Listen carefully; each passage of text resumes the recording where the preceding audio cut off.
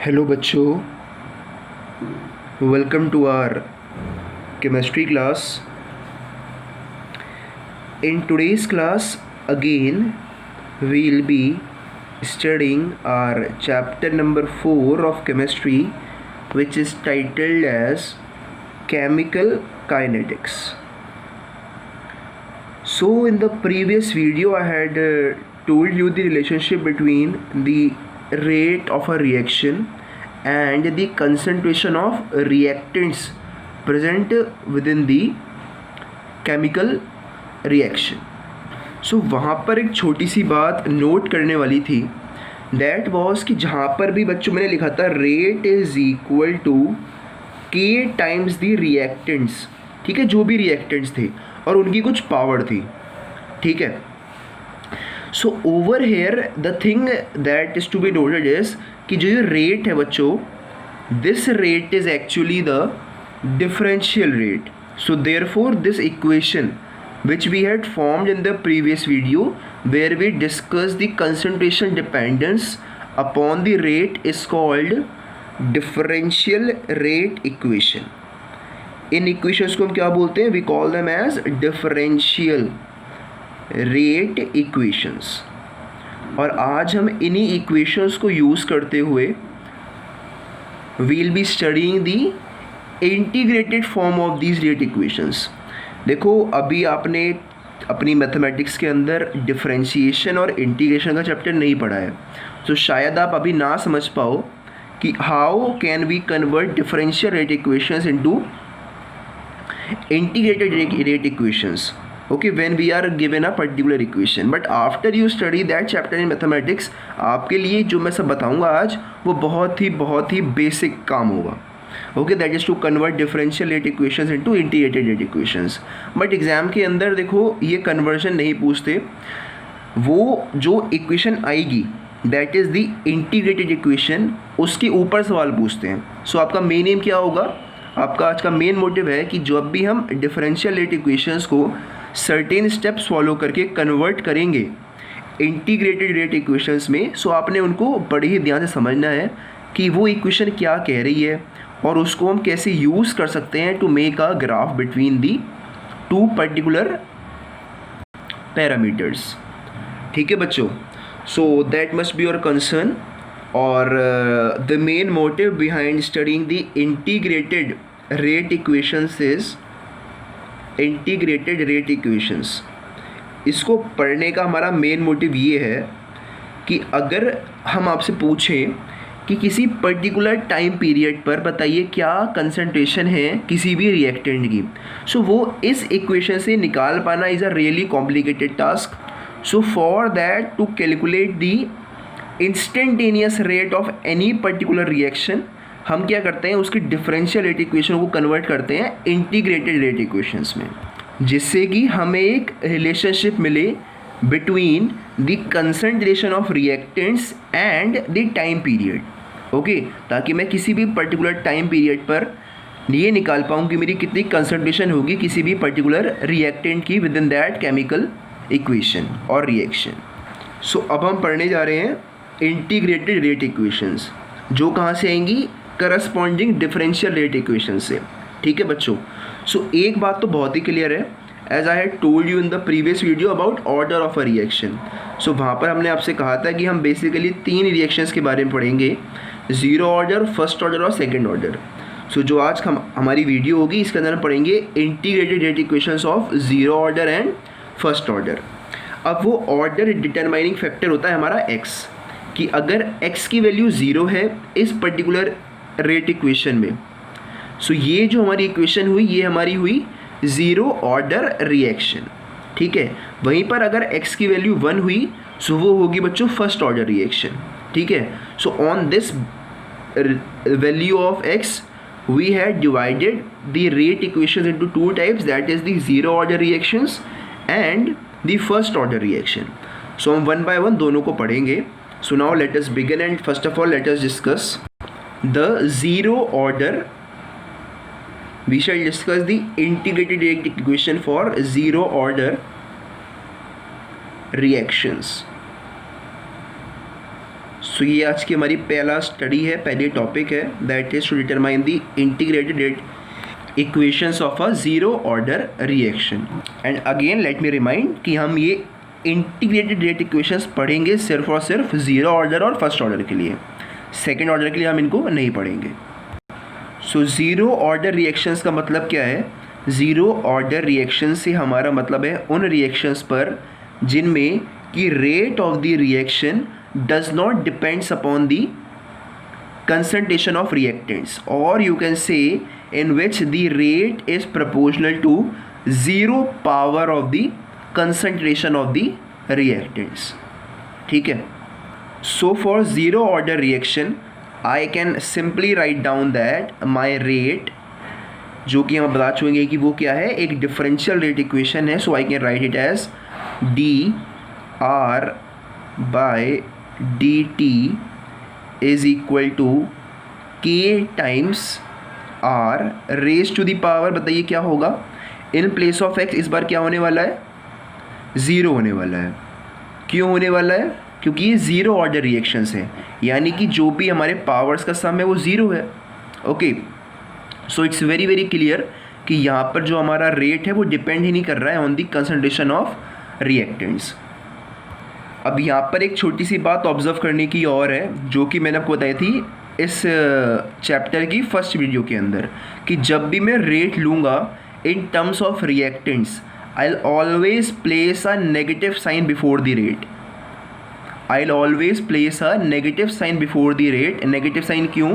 क्योंकि देखो rate change क्या होता है, it means the concentration of reactants on the final stage minus the concentration of reactants on the initial stage।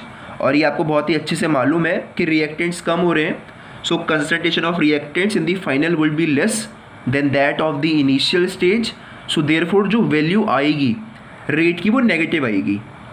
ठीक है, so to make that negative value positive, क्योंकि देखो negative value of a rate is completely a wrong way, because you can never say कि किसी body की speed -5 kilometre per hour है, that is abrupt, that is really wrong. So that is the reason to make that positive I introduce a negative sign. So this is the differential rate equation. अब मैं इसको use करूँगा to convert this equation into an integrated rate equation, जिसकी study हम करेंगे और कुछ graphs plot करेंगे। वो आपका प्राइमरी इंपॉर्टेंस होनी चाहिए, उसको समझना, ठीक है, क्योंकि जो काम मैं करने वाला हूँ conversion into integrated rate equations, ये आपको ज़्यादा अच्छे समझ में आएगा after you study the chapters of differentiation and integration in your mathematics. ठीक है, बट कुछ बातें जो आपको पता है पहले से, दैट इज़ कि भाई किसी चीज़ की पावर ज़ीरो क्या होता है, 1 होता है। Okay, X raise to the power zero is always 1, सो इसकी वैल्यू क्या होने वाली है बच्चों, ये 1 होगी। So we can write that minus of D R by D T is equal to K. Just a minute, now it's fine. So minus dr by dt is equal to k। अब हम क्या करते हैं, to integrate any equation, जो भी हमारे पास terms होते हैं which have a small D in front of him, हम उन्हें इक्वेशंस के दो अलग अलग साइड ले जाते हैं। सो डी आर को यहीं रहने दो और डी टी को इधर ले जाओ by cross multiplying. So I can write it as minus of D r is equal to k d t. Now what will be doing is, हम दोनों तरफ इंटीग्रेट कर देंगे। So integrating both sides, integrating both sides.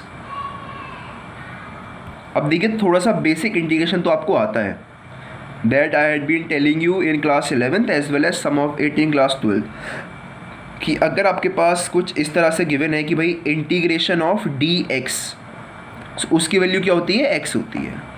ठीक है, integration of D x की value क्या होती है बच्चों, एक्स होती है। और अगर क्वेश्चन इस तरह से कि integration of 1/x D x की वैल्यू नेचुरल लॉग एक्स होती है। ठीक है, सो बुक्स के अंदर वो आपको ऐसे देखने को मिलेगा ln x। ठीक है, ln का मतलब होता है नेचुरल लॉग, और अगर बुक के अंदर लिखा होता है log x, सो इसका मतलब होता है ये log बेस 10 वाला एक लॉग है। ठीक है, इस वाले लॉग में क्या है, बेस आपका 10 है, और अगर ऐसा लॉग देखने को मिलता है so it is natural log. ये बात आपने ध्यान रखनी है। ठीक है, सो ये दो फॉर्मूले अगर आपको आते हैं सो आप इन इक्वेशंस को ईजिली इंटीग्रेट कर पाओगे।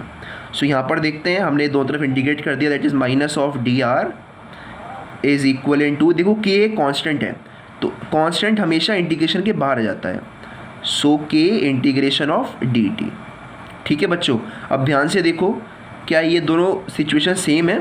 हाँ जी सेम है, यहाँ भी डी आर है, यहाँ पर डी टी है, यहाँ पर डी एक्स था। So integration of D x की वैल्यू एक्स थी, सो यहाँ पर डी आर की, जस्ट अ मिनट, ये बच्चों डी आर है, सो आर इज़ दी कंसंट्रेशन, सो हम इसको स्क्वायर ब्रैकेट्स के अंदर लिखेंगे। ठीक है, सो जब हम इंटीग्रेट करेंगे so I will be having the concentration of reactants at any time is equal to k into d t का क्या होगा बच्चों, टी होगा plus a constant c, where c is the constant of integration.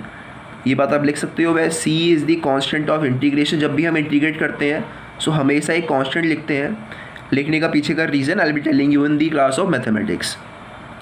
C is the constant of integration, अभी आप सिर्फ इतना मान लीजिए। ठीक है, सो अब C की वैल्यू क्या है ये बताने के लिए हम क्या करते हैं, हम T को zero will put the value of T as zero. ठीक है, so when T is zero, यानी कि जब हमारी रिएक्शन जस्ट शुरू ही हुई थी सो मेरा कंसंट्रेशन ऑफ रिएक्टेंट्स कितना होगा, वो होगा भाई initial concentration of the reactants. So when T is equal to 0, so the concentration of reactant was equal to the initial rate of the concentration, that is let me say R naught. ठीक है बच्चों, मैंने कहा कि at time T equal to 0, यानी कि जब reaction शुरू भी नहीं हुई थी उस समय पर जो मेरे पास कंसंट्रेशन था रिएक्टेंट्स का वो तो मेरे को मालूम होगा ना कि भाई मैंने कितना कंसंट्रेशन रखा है किसी पर्टिकुलर रिएक्टेंट का, सो वो वैल्यू मेरे को मालूम है R naught। सो इसको यहाँ पर हम पुट कर देंगे when T is equal to zero, so this will get replaced by R not which is equal to, देखो T ज़ीरो हो गया, so K into zero is zero which is equal to C। So यहाँ से आप clearly देख पा रहे हो कि मेरे पास C की वैल्यू क्या होगी, C की वैल्यू होगी बच्चों the concentration of reactants at the initial stage. So अब मैं इस C की वैल्यू यहाँ पर पुट कर दूँगा and therefore my integrated form of the equation is ready. Form क्या होगी, that concentration of reactants at any time T is equal to K times T plus the initial concentration of reactants that is R not. Just a minute, I think so that I had missed this negative sign. So बच्चों negative sign भी हमें use करना होगा, obvious सी बात है। So let's do one thing, despite of using this negative sign in terms of the concentration of reactants, हम इसको यूज़ करते हैं इन टर्म्स ऑफ K। ठीक है, सो मैंने क्या किया, इस वाली टर्म को इधर ले गया और इस वाली टर्म को उधर ले गया, यानी कि this became negative and this became positive. So this became positive, this became negative, so के आगे हमेशा अब नेगेटिव साइन ही रहेगा। ठीक है, so this is my final integrated equation that is in front of you. So now हम इसका इस्तेमाल करते हैं to plot a graph between two parameters. So to plot a graph between, let me say, concentration of the reactants at any time T and the time, okay, what I will be doing is मैं इसको compare करूँगा with the equation of a line जो मैं आपको कई बार बता चुका हूँ, that is equal to y is equal to mx plus c, where y is the parameter on the graph that I had attached on the vertical line or on the y-axis, x is the term which has been labeled on the x-axis, m is the slope of the line, straight line का जो भी slope है, और c क्या है, c वो value है x-axis पर या फिर y-axis पर when the other term is 0। यानी कि अगर मैं कह रहा हूँ भाई c की वैल्यू क्या है on the y-axis, so I'll put x as 0, यानी कि जब मेरा x की वैल्यू 0 होगी, जो भी मेरे पास x मैंने रखा है ऑन दी एक्स एक्सिस, जब उसकी वैल्यू 0 है तो y की वैल्यू क्या है, वो मेरा c होता है। ओके, सो यू मे से this is the line intercept on the axis on a graph bar graph. ठीक है, इसको हम बोलते हैं लाइन इंटरसेप्ट्स। ठीक है, सो यहाँ पर ध्यान से देखो, सो y एक्सिस पर क्या है, मेरा कंसंट्रेशन ऑफ रिएक्टेंट्स है, m क्या है, स्लोप, जिसकी वैल्यू क्या है बच्चों, माइनस ऑफ k, x क्या है, यानी कि x एक्सिस पर क्या होगा, टाइम होगा। कंपेयर कर रहे हैं इस इक्वेशन को इस इक्वेशन से, और C is equal to R naught, that is initial concentration of the reactants. So अगर मैं इन सारी बातों को यूज़ करूँ to make a graph between the concentration of reactants and time t, so ये ग्राफ इस तरह से आएगा। ग्राफ बनाना आप सीख चुके हो बच्चों in your class 11th for a linear equation, that is कि अगर ये मेरे पास y एक्सिस है, ये मेरे पास x एक्सिस है, and this is my 0,0 coordinate. So on x axis मेरे पास क्या है बच्चों, टाइम है। So this is my time on the x axis. On the y axis I have my concentration of reactants.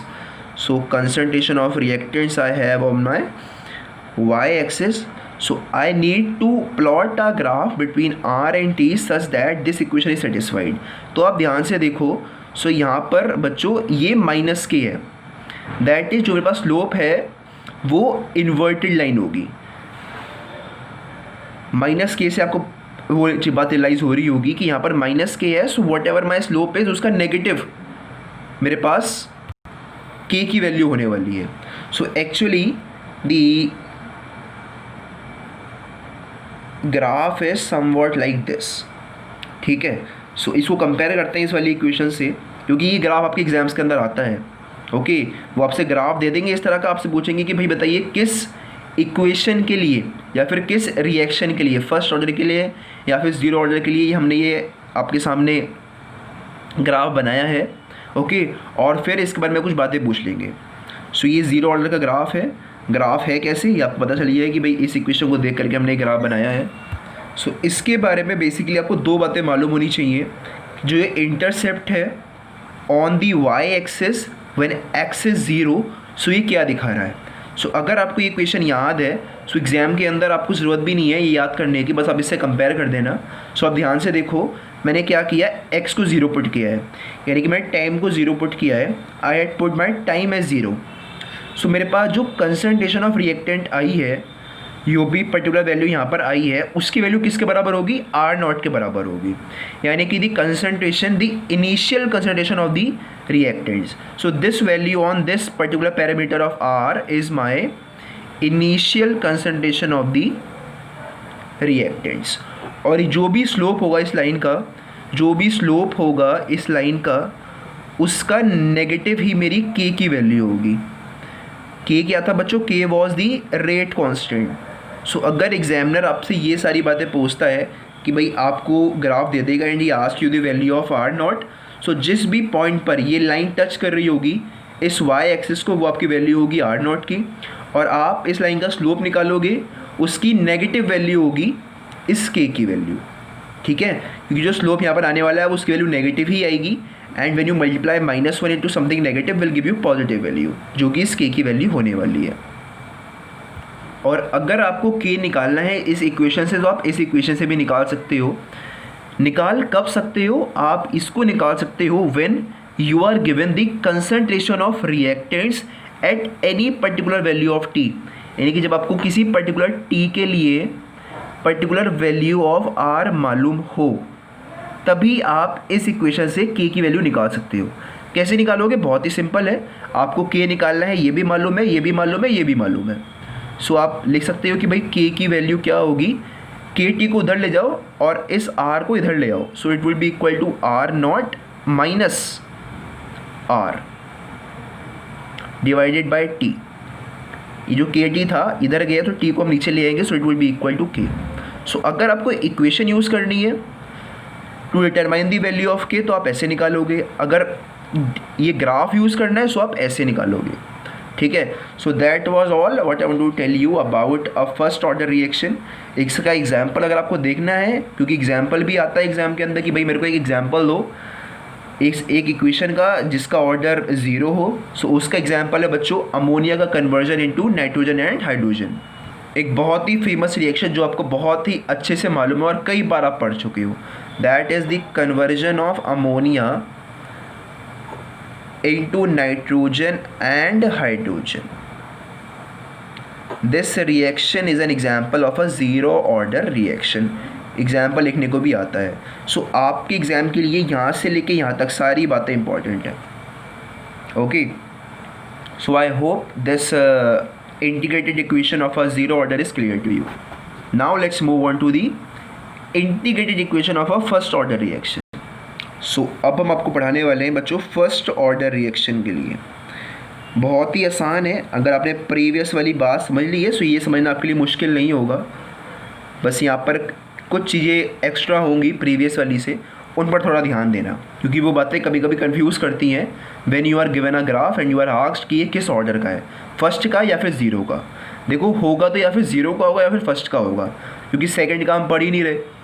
सो अगर एक exam में आता है तो वो ज़ीरो का होगा या फिर फर्स्ट का होगा। ज़ीरो का एक ही ग्राफ है, उसको ध्यान से देख लो, अगर वो है तो वो ज़ीरो का है, अगर कोई और है तो वो फर्स्ट का है। बट फिर भी हम फर्स्ट का और ध्यान से पढ़ते हैं। Let us try to again examine the different parameters in the integrated equation of a first order reaction. So बच्चों फर्स्ट ऑर्डर में क्या होता है कि जो भी हमारा रेट है dr/dt, उसकी वैल्यू होती है, इस r को हम लेंगे विद इन स्क्वायर ब्रैकेट्स, उसकी वैल्यू होती है बच्चों k times r raise to the power, बताइए क्या होगी, 1 होगी। 1 क्यों होगी, क्योंकि यहाँ पर ऑर्डर क्या है आपका, फर्स्ट ऑर्डर है। ठीक है, सो अगर मैं एक ही रिएक्टेंट ले रहा हूँ तो उसकी पावर 1 ही होनी है, ऑब्वियस सी बात है। ओके, और एक नेगेटिव साइन यहाँ पर आएगा, नेगेटिव साइन का सिग्निफिकेंस आपको पहले से मालूम है। ठीक है, सो r की पावर 1 क्या होता है, x की पावर अगर 1 है तो उसकी वैल्यू क्या होती है बच्चों, x ही होती है। सो यहाँ पर आप लिख सकते हो और क्लियरली कि भाई minus of dr/dt is equal to k times r। ठीक है बच्चों, अब this is an differential equation, आपको कन्वर्ट करना है इसको इंटीग्रेटेड इक्वेशन में। सो आपको दोनों तरफ इंटीग्रेशन करना होगा। एक बात आपने ध्यान देनी है कि जिस भी पैरामीटर के साथ, कि जो भी पैरामीटर्स आपके पास हैं और वो सिमिलर हैं, जैसे कि ये भी आ रहा है और ये भी आ रहा है, सो सिमिलर पैरामीटर्स को आपको एक तरफ लाना होता है और अलग वाले पैरामीटर को अलग तरफ ले जाना होता है। ठीक है, सो मैं इस r को यहाँ ला रहा हूँ और dt को ऊपर ले जा रहा हूँ। Fine, so minus of dr by r is equal to k dt, और इस नेगेटिव साइन को भी उधर भेज दो। So this negative sign went that side. So dr upon r is equal to minus k dt। अब ये equation इस फॉर्म में है कि मैं इसको इंटीग्रेट कर सकता हूँ। So on integrating both sides, on integrating both sides what you will be having is कि भाई इसको भी इंटीग्रेट कर दो, इसको भी इंटीग्रेट कर दो। सो मैंने आपको प्रीवियसली बताया था एक फॉर्मूला कि इंटीग्रेशन ऑफ 1/x dx की वैल्यू होती है ln x, natural log x। ठीक है, सो ओवर हेयर ये भी देखो सेम यही सिचुएशन है। सो इसकी वैल्यू क्या होगी बच्चों, ln r which is equal to minus के टी प्लस C1 नाम दे देते हैं इस बार। Last time I had said that C, इस बार मैं कह रहा हूँ C1। ठीक है, सो देखो C1 निकालना फिर से आपके लिए बहुत ही आसान काम है। आपको पता है भाई मेरे को अगर किसी भी कांस्टेंट की वैल्यू निकालनी है, सो मैं t को 0 कर दूंगा, और जब t 0 होता है सो ये r की जो वैल्यू है that is concentration of reactants, वो होता है R0 के बराबर, that is initial concentration of the reactants. So to determine the value of C1 I am putting t as 0, so my r will be equal to R0। ठीक है, सो इस R0 को यहाँ पर पुट कर दो, that is ln R0 is equal to, मैंने t को 0 पुट किया है, सो ये पूरा टर्म क्या हो गया, 0 हो गया है। So ln R0 is equal to C1। So आपको यहाँ पर फाइनली C1 की वैल्यू भी मिल चुकी है। इसको पुट कर देते हैं दोबारा से इस इक्वेशन में C1 की वैल्यू को। So let us put it. So equation आपके पास अब होने वाली है ln r is equal to minus के टी प्लस ln R0। यहाँ तक अभी तक आपको कोई भी कन्फ्यूजन नहीं होनी चाहिए। सो अब आप देख पा रहे होगे कि ये जो हमारे पास इक्वेशन आई है ये क्या है, it is the integrated rate equation of a first order reaction. यानी कि अब मैं इस इक्वेशन को यूज़ करके अपना ग्राफ प्लॉट कर सकता हूँ between the concentration of the reactants and my time t. कैसे करोगे, कंपेयर करो इस इक्वेशन को किससे, y is equal to m x plus c से। सो आप देख रहे हो y की जगह पर क्या आएगा, इस बार एल एन आर आएगा, r नहीं आएगा, पूरा का पूरा एल एन आर आएगा, नेचुरल लॉग r वो आएगा इस बार y की पोजीशन पर, जबकि जीरो ऑर्डर में क्या था, सिर्फ r था यहाँ पर। फाइन, x की पोजीशन पर क्या आएगा, टाइम आएगा, सेम है। c की पोजीशन पर क्या आएगा, एल एन आर नॉट आएगा, ठीक है। और स्लोप की वैल्यू क्या होगी, माइनस ऑफ k होगी। सो आइए इसके लिए भी एक ग्राफ प्लॉट कर देते हैं। अब ध्यान से देखना बच्चों इस ग्राफ को, क्योंकि यही ग्राफ है जो कि कन्फ्यूजन पैदा करता है एग्जामिनेशन में, क्योंकि ग्राफ एग्जैक्टली सेम आएगा जैसा कि प्रीवियस केस में था वैसा ही आएगा, बट यहाँ पर पैरामीटर्स अलग है। यहाँ पर एक्स एक्सिस पर क्या है, एल एन आर है, एल एन आर है, वाई एक्सिस पर क्या है, टाइम है, ओके। और ग्राफ आपको दिख रहा है बाय द नेगेटिव साइन की डिक्रीजिंग लाइन ही बनेगी। So the line is again a decreasing line somewhat like this, और जिस पोजीशन पर आपका टी ज़ीरो है उस पर आपकी एल एन आर की value L N R not के बराबर होगी। You can visualise it very easily. T को ज़ीरो रखिए, सो एल एन आर की value L N R not के बराबर होगी। सो ये जो वैल्यू है ये एल एन आर नॉट के बराबर है, और जो भी स्लोप आपके पास आएगा उसका नेगेटिव आपके पास k के बराबर होगा, that is the rate constant के बराबर होगा। सो अगर आप देखो, सो ये वाला ग्राफ और ज़ीरो ऑर्डर का ग्राफ दोनों देखने में तो एग्जैक्टली सिमिलर है। अगर आप किसी पर्सन को दिखाओगे जिसको केमिस्ट्री बिल्कुल भी नहीं आती, ये दोनों ग्राफ दिखाओगे तो वो कहेगा दोनों ग्राफ्स एक ही चीज़ के हैं, बट आपको दिख रहा है भाई पैरामीटर्स अलग अलग हैं। यहाँ पर पैरामीटर क्या है, एल एन आर है, वहाँ पर क्या था, सिर्फ आर था, ठीक है। यहाँ पर पैरामीटर क्या है, एल एन आर नॉट है, वहाँ पर सिर्फ आर नॉट था। सो ये बातें आपने ध्यान रखनी है एग्जामिनेशन के अंदर, क्योंकि कभी कभी एग्जामिनर देता है इस वाली इक्वेशन को आपसे पूछेगा कि बताइए किस रिएक्शन की ये इक्वेशन है, इंटीग्रेटेड इक्वेशन का ये ग्राफ है। सो आप कहोगे कि फर्स्ट ऑर्डर रिएक्शन का ये ग्राफ है। पता कैसे लगाओगे, क्योंकि यहाँ पर एल एन आर है, सो ये फर्स्ट ऑर्डर का हो गया। और अगर आपको के निकालना है इस इक्वेशन से तो आप यहाँ पर भी निकाल सकते हो कि अगर आपको कंसंट्रेशन ऑफ द रिएक्टेंट्स मालूम है किसी भी गिवन टाइम पर, सो आप के को निकाल सकते हो। हाउ, देखो के की वैल्यू वहाँ पर होगी L N R not minus L N R upon T, ठीक है, प्रोवाइडेड कि आपको आर मालूम है किसी भी गिवन टाइम पर। सो आप इक्वेशन को भी यूज़ करके के की वैल्यू फाइंड आउट कर सकते हो। सो ये तो बच्चों बात हो गई इस वाली फॉर्म की। इस इक्वेशन को हमने इस फॉर्म में एक ग्राफ के रूप में आपको दिखा दिया बस, बट इस इक्वेशन को हम एक और फॉर्म में दिखा सकते हैं by rearranging some particular terms.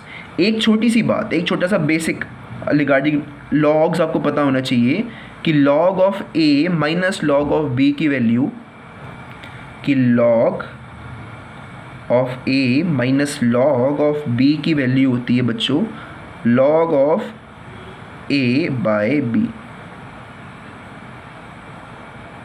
ठीक है। अगर लॉग ऑफ ए है उसको आप माइनस करो लॉग ऑफ बी से, उसकी वैल्यू होगी log of A by B. ये एक छोटा सा बेसिक आपको मालूम होना चाहिए।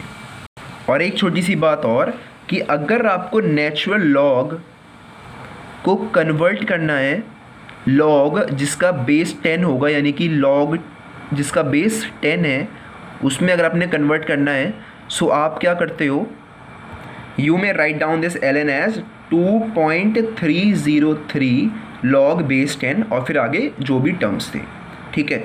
सो ये दो बेसिक चीज़ें आपको पता होनी चाहिए रिगार्डिंग लॉग, तो हम इसकी अगली फॉर्म आपको पढ़ा सकते हैं।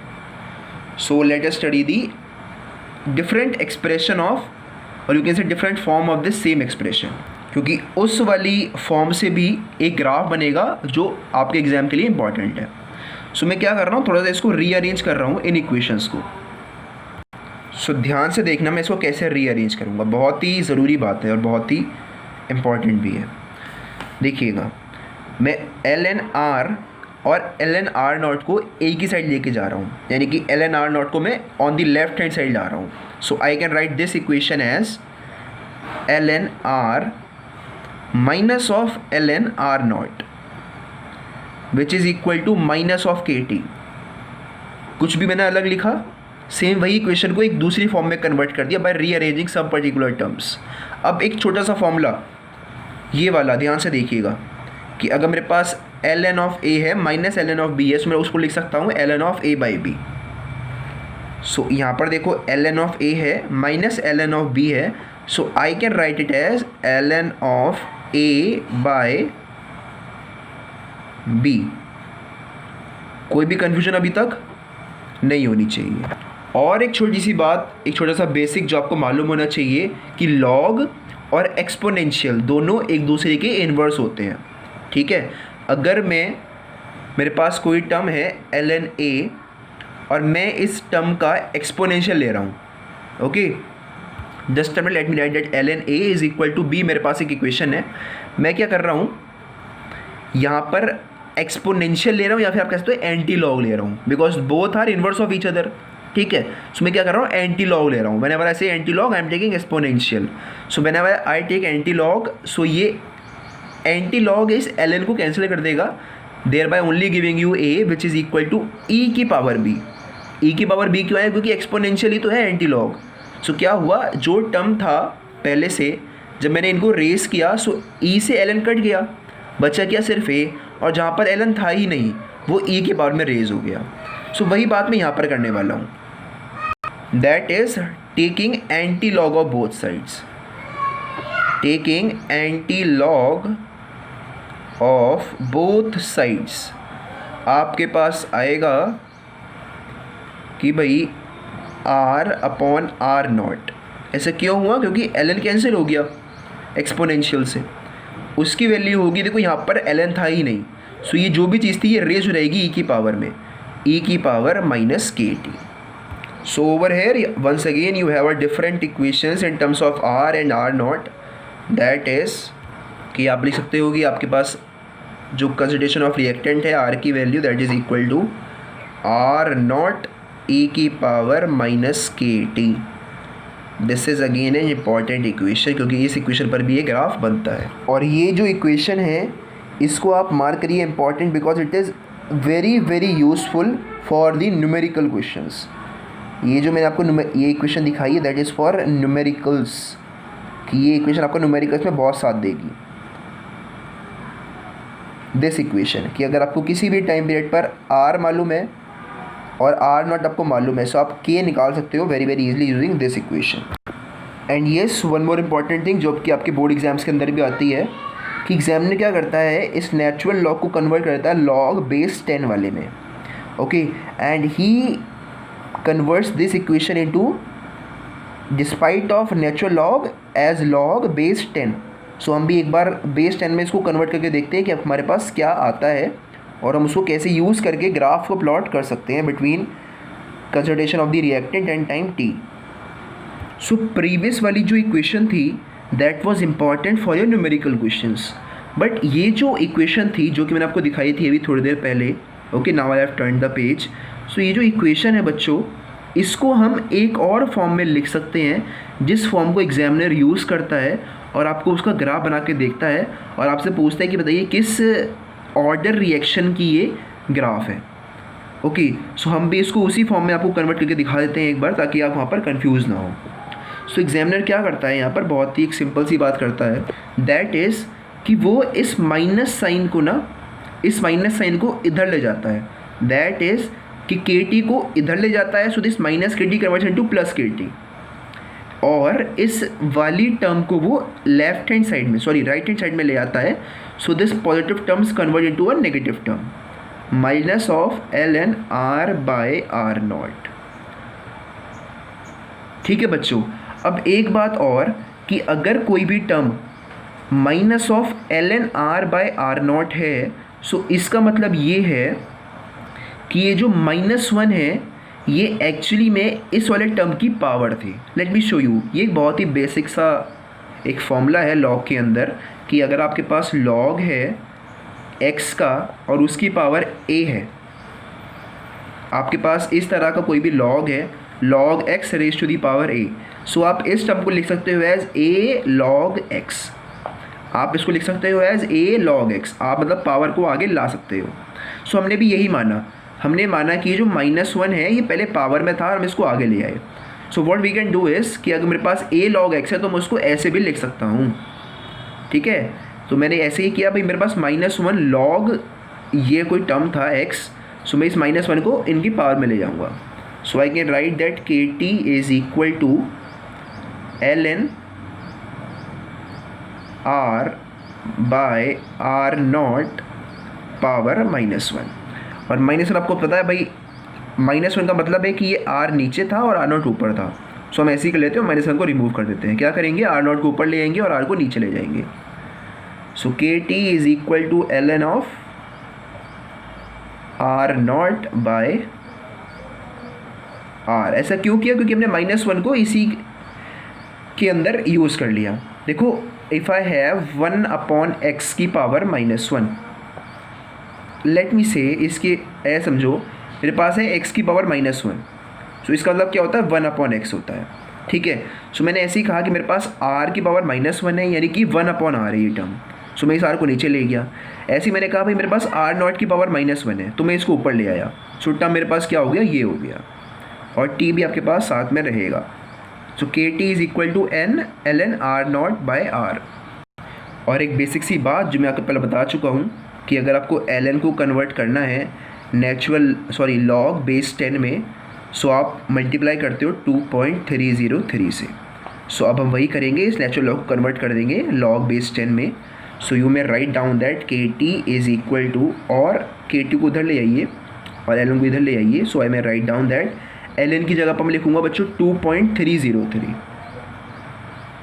Log base 10 into r naught upon r, this is equal to my kt। ठीक है, मैंने इस इक्वेशन को ऐसे लिख दिया। There must be no confusion in this. मैंने सिर्फ ln को कन्वर्ट किया है बच्चों इसमें, लॉग बेस 10 में, क्योंकि इसको एग्जामिनर यूज़ कर रहा है सिर्फ इसलिए। So over here it's very very clear कि मैं इस 2.303 को नीचे ले जाता हूँ। So I will be having log of r not by r, this is equal to k upon 2.303 into t। इसको हम कंपेयर करेंगे with the equation of a line, that is y is equal to mx plus c। So आपको बहुत ही clearly एक बात दिख रही होगी कि y की पोजीशन किसने ली है, इस पूरे टर्म ने ली है। x की पोजीशन इस टाइम ने ली है, t वाले टर्म ने, और m जो स्लोप है उसकी वैल्यू क्या आपके पास, k अपॉन 2.303 उसकी वैल्यू है, ठीक है। और c आपका 0 है। अगर c 0 है तो इसका मतलब क्या है कि आपके पास जो ग्राफ है इट हैज़ स्टार्टेड फ्रॉम 0,0। ये जो आपके पास ग्राफ है it began from the coordinate 0,0। So इसका ग्राफ प्लॉट कर देते हैं। Over here let me plot this graph by using this equation. So कुछ बातें बहुत ही क्लियर है इक्वेशन से कि मेरे पास जो y एक्सिस पर है उसकी वैल्यू है log of r not by r, log of r not by r।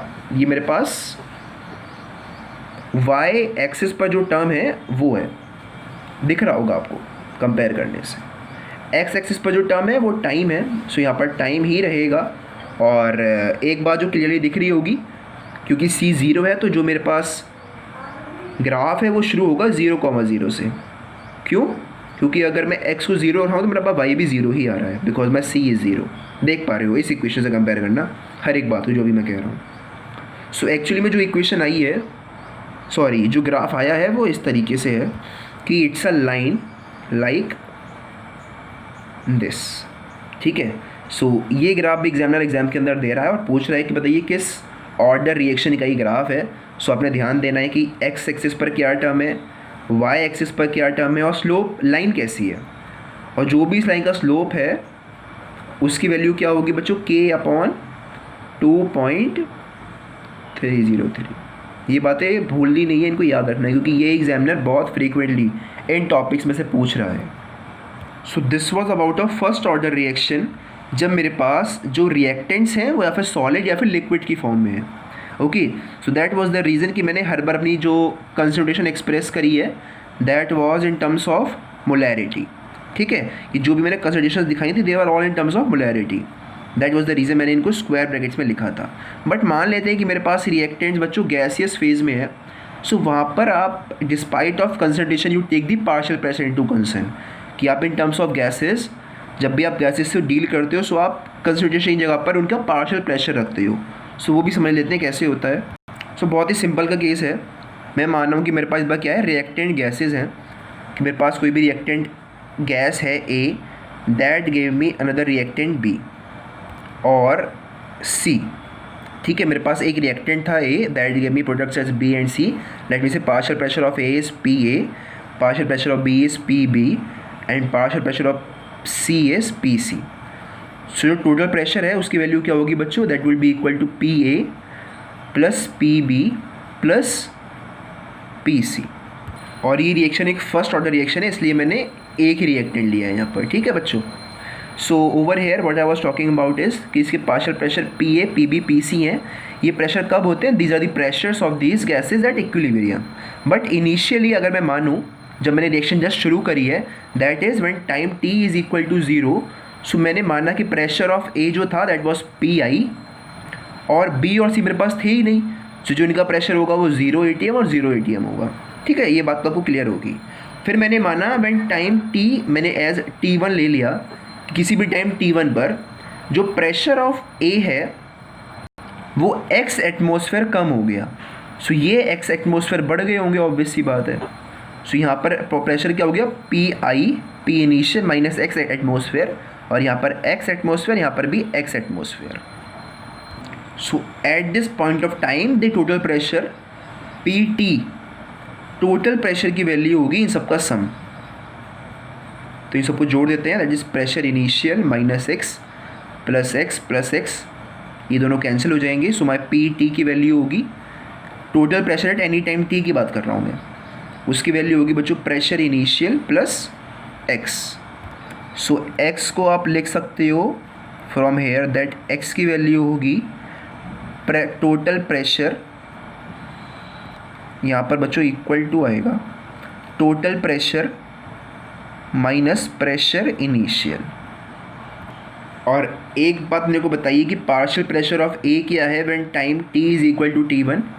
Partial pressure of A when time T is equal to T1 क्या है बच्चों, P इनिशियल माइनस एक्स है, P इनिशियल माइनस एक्स है। So I may write down that pressure, partial pressure of A at time T1 is equal to pressure initial minus X. X की value क्या है, ये है, that is minus of total pressure minus minus plus pressure initial. So इसकी value हो गई twice of pressure initial minus pressure total. ये क्या है, पार्शियल प्रेशर ऑफ ए है at any time T. So अगर आपको ये दो बातें मालूम पड़ गई कि प्रेशर